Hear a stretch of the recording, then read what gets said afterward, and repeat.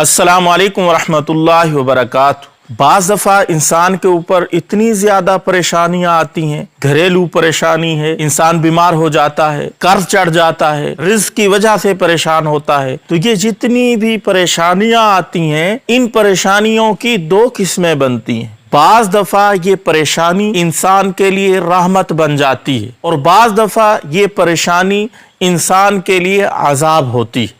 अब हम कैसे पता करेंगे कि ये परेशानी मेरे ऊपर जो आई हुई है, मेरे लिए ये अज़ाब है अल्लाह की तरफ से या अल्लाह की तरफ से रहमत है? जैसा कि कुरान पाक में आता है, बाज़ दफ़ा अल्लाह की तरफ से कहर और अज़ाब दुनिया में आता है और आखिरत में अल्लाह रब्बुल इज़्ज़त बहुत ज़्यादा आज़माने वाले हैं।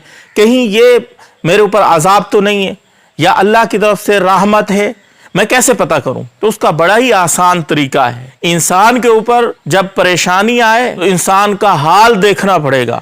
अगर ये इंसान तकदीर का शिकवा कर रहा है कि अल्लाह को मैं ही मिला था कि मेरे ऊपर ये मुसीबत भेज दी और इबादत से दूर हो रहा है, पहले नमाज पढ़ता था, जब परेशानी आई नमाज पढ़ना ही छोड़ दी, पहले कुरान मजीद की तिलावत करता था, अब कुरान को देखता ही नहीं है, जिक्र और अज़कार नहीं करता, इबादत से बिल्कुल दूर चला गया है उस आजमाइश और मुसीबत और तकलीफ और बीमारी की वजह से, तो समझ लो कि ये बीमारी उसके लिए अज़ाब है, अल्लाह की तरफ से पकड़ है, कहर है।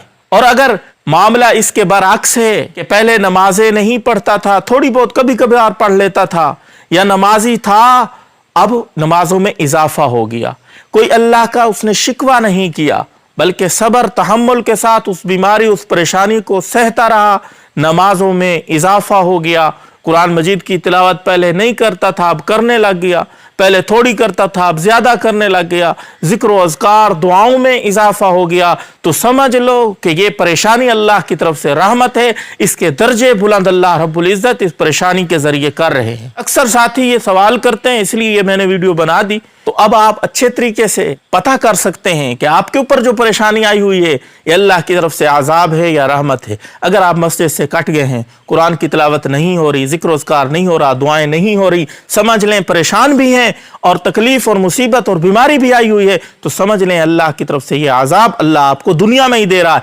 आखिरत में बड़ा अज़ाब अल्लाह देने वाले हैं। इसलिए तौबा इस्तिग़फ़ार करें, अल्लाह की तरफ रुजू करें। और अगर तकलीफ और परेशानी और बीमारी के बावजूद मस्जिद से आपका ताल्लुक नहीं कटा, जमात के साथ नमाज पढ़ रहे हैं, कुरान की तिलावत भी कर रहे हैं, तो अल्लाह का शुक्र अदा करें, आपके दर्जे अल्लाह बुलंद कर रहा है।